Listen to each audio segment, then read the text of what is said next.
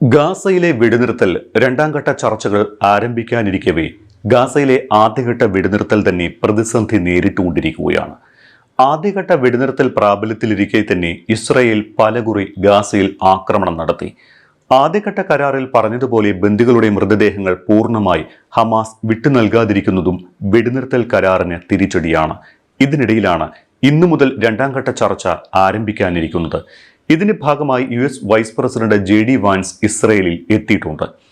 ഹമാസിനെ ലക്ഷ്യമിട്ട് ഗാസയിൽ ഇസ്രായേൽ ആക്രമണം പുനരാരംഭിച്ചതിന് പിന്നാലെയാണ് ഡൊണാൾഡ് ട്രംപിന്റെ അധ്യക്ഷതയിൽ നടപ്പാക്കിയ സമാധാന കരാർ സംരക്ഷിക്കുക എന്ന ദൗത്യവുമായി വാൻസ് ഇസ്രയേലിലെത്തിയത്. ഉപാധ്യക്ഷനെയും പ്രതിനിധി സംഘത്തെയും ഇസ്രയേലിലേക്ക് അയക്കുമെന്ന് ട്രംപ് നേരത്തെ വ്യക്തമാക്കിയിരുന്നു. പ്രധാനമായും 2 ദൗത്യങ്ങളാണ് അമേരിക്കൻ പ്രതിനിധി സംഘത്തിന് ഇസ്രയേലിലുള്ളത്.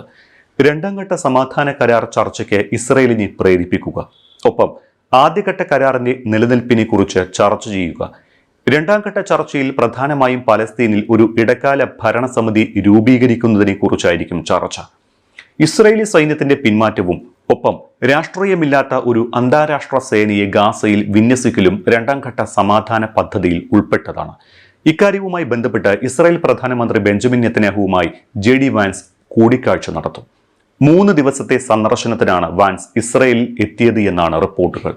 ട്രംപിന്റെ പശ്ചിമേഷ്യ പ്രതിനിധി സ്റ്റീവ് വിറ്റ്കോഫ്, മരുമകൻ ജെറീദ് കഷ്ണർ എന്നിവരും ഇസ്രയേലിലുണ്ട്. സമാധാന കരാറിനെ കുറിച്ച് ആശങ്കയില്ല എന്നാണ് JD വാൻസ് പറയുന്നത്. കഴിഞ്ഞ ഒരാഴ്ചയായി നടക്കുന്ന കാര്യങ്ങൾ വെടിനിർത്തൽ നിലനിൽക്കുമെന്ന വലിയ ശുഭാപ്തി വിശ്വാസം നൽകുന്നതായും, എന്നാൽ ഇക്കാര്യത്തിൽ തനിക്ക് 100% ഉറപ്പില്ല എന്ന വാൻസിന്റെ വാക്കുകൾ ഗാസയിൽ നടക്കുന്ന വെടിനിർത്തൽ ലംഘനങ്ങളെ അടിസ്ഥാനമാക്കിയുള്ളതാണ്. ഹമാസ് കരാർ പാലിക്കുന്നില്ലെങ്കിൽ വളരെ മോശം കാര്യങ്ങൾ സംഭവിക്കുമെന്നാണ് വാൻസിന്റെ മുന്നറിയിപ്പ്. അതേസമയം മുഴുവൻ ഇസ്രായേൽ ബന്ദികളുടെ മൃതദേഹങ്ങൾ തിരികെ എത്തിക്കുന്നതിന് സമയപരിധി നിശ്ചയിക്കില്ല എന്ന് വാൻസ് വ്യക്തമാക്കിയിട്ടുണ്ട്. മരിച്ച ബന്ദികളുടെ മൃതദേഹങ്ങൾ വിട്ടു നൽകാൻ വൈകുന്നുവെന്ന് കാട്ടിയാണ് ഇസ്രായേൽ റഫ അതിർത്തി തുറക്കാതിരിക്കുന്നത്. രണ്ടാം ഘട്ട ചർച്ചയിൽ പങ്കെടുക്കില്ല എന്ന് ഇസ്രായേൽ പ്രധാനമന്ത്രി ബെഞ്ചമിൻ നെതന്യാഹു വ്യക്തമാക്കിയിട്ടുണ്ട്. ആദ്യഘട്ട കരാറിൽ പറഞ്ഞതുപോലെ ഹമാസ് മുഴുവൻ ബന്ദികളുടെയും മൃതദേഹങ്ങൾ കൈമാറട്ടെ എന്നാണ് ഇസ്രായേൽ നിലപാട്. കാര്യങ്ങൾ ഇങ്ങനെ തന്നെ മുന്നോട്ടു പോകുകയാണ് എങ്കിൽ ലഭ്യമായ സൂചനകൾ ശരിയായാൽ ഇസ്രായേൽ കരാറിൽ നിന്ന് പിന്മാറുകയും ഹമാസ് ഉന്മൂലനം പുനരാരംഭിച്ചേക്കുമെന്നും സൂചനയുണ്ട്. കഴിഞ്ഞ ദിവസം ഇസ്രായേലി പാർലമെന്റിനെ അഭിസംബോധന ചെയ്ത നെതന്യാഹുവിന്റെ വാക്കുകൾ സൂചിപ്പിക്കുന്നത് ഇതാണ്.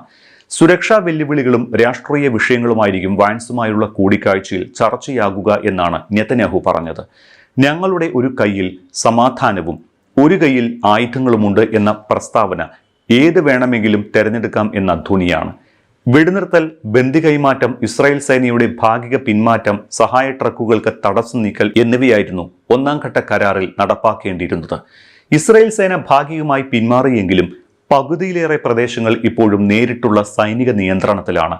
കൂടുതൽ ഭാഗങ്ങളിൽ പലസ്തീനികളെ തടഞ്ഞ് തിങ്കളാഴ്ച ഇസ്രായേൽ സേന ഉത്തരവിറക്കിയിട്ടുമുണ്ട്. വെടിനിർത്തൽ കരാറിന് പിന്നാലെ ഏർപ്പെടുത്തിയ മഞ്ഞവര അതിർത്തി പ്രകാരം ഇപ്പോഴും ഗാസ മുനമ്പിന്റെ 53% ഇസ്രായേലിന്റെ നിയന്ത്രണത്തിലാണ്. ഫലപ്രദമായ പുതിയ അതിർവരമ്പ് എന്നാണ് ഇസ്രായേലിലെ ഭരണ പങ്കാളികളായ തീവ്ര വലതുപക്ഷവും ഈ മഞ്ഞവര അതിർത്തിയെ വിശേഷിപ്പിച്ചത്. കരാർ പ്രകാരം ബന്ദികളുടെ 13 മൃതദേഹങ്ങളാണ് ഹമാസ് കൈമാറിയത്. 15 കൂടി കൈമാറാനുണ്ട്. ഇസ്രായേൽ കൈമാറിയ പലസ്തീൻകാരുടെ 150 മൃതദേഹങ്ങളിൽ 32 മാത്രമാണ് തിരിച്ചറിയാനായത് എന്നും തടവുകാർ കടുത്ത പീഡനം നേരിട്ടതിന്റെ അടയാളങ്ങൾ പരിശോധനയിൽ കണ്ടെത്തിയതായും ഡോക്ടർമാർ വ്യക്തമാക്കുന്നുണ്ട്. ഇസ്രായേൽ ഗാസയിൽ നടത്തിയത് വംശഹത്യയിൽ കുറഞ്ഞതൊന്നുമല്ല എന്ന് ഖത്തർ വ്യക്തമാക്കി. വെടിനിർത്തലിനിടെ ഇസ്രായേൽ നടത്തിയ ആക്രമണങ്ങളിൽ 100ഓളം പലസ്തീൻകാരാണ് കൊല്ലപ്പെട്ടത്. കഴിഞ്ഞ ദിവസവും 13 പലസ്തീനികൾ കൊല്ലപ്പെട്ടിരുന്നു. മരിച്ച ബന്ദികളുടെ മൃതദേഹങ്ങൾ വിട്ടു നൽകാൻ വൈകുന്നുവെന്ന് കാട്ടി ഗാസയിൽ നിന്ന് ഈജിപ്തിലേക്കുള്ള റഫ ഇടനാഴി തൽക്കാലം തുറക്കില്ല എന്ന നിലപാടിൽ തന്നെ ഉറച്ചു നിൽക്കുകയാണ് ഇസ്രായേൽ.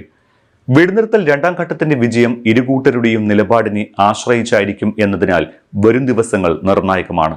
ആദ്യഘട്ട കരാർ ലംഘിച്ചുവെന്ന് പരസ്പരം ആരോപിക്കുമ്പോഴും വെടിനിർത്തലിനോടുള്ള പ്രതിബദ്ധത ഇസ്രായേലും ഹമാസും ആവർത്തിക്കുന്നുമുണ്ട്. അതേസമയം ചർച്ചകൾ പുനർനിർമ്മാണ ഘട്ടത്തിലേക്ക് കടക്കുന്നതിന് മുൻപ് ഹമാസിനെ നിരായുധീകരിക്കണമെന്ന് ആവശ്യപ്പെട്ട് ഇസ്രായേൽ US മേൽ സമ്മർദ്ദം ചെലുത്തുന്നുണ്ട് എന്നാണ് റിപ്പോർട്ടുകൾ. കരാർ ലംഘിച്ചാൽ ഹമാസിനെ ഉന്മൂലനം ചെയ്യുമെന്ന് ട്രംപും നേരത്തെ മുന്നറിയിപ്പ് നൽകിയിരുന്നു.